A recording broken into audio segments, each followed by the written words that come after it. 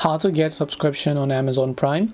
Hey everyone, welcome back to the channel. In today's video I'll guide you on how you can get subscription on Amazon Prime, so make sure to watch the video till the end.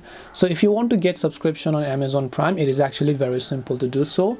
All you have to do is simply go ahead and then first of all open up your browser and just go to amazon.com/Amazon Prime. So I repeat, amazon.com/Amazon Prime, and then you will see this type of interface where what you basically need to do from here on is you need to simply sign in to your free Amazon account. After you do that, you'll find the start trial option. So tap on the start option here, and after you sign in, basically what you want to do is say, let me go ahead and enter my login details and sign into my account, right? So let me just come back here.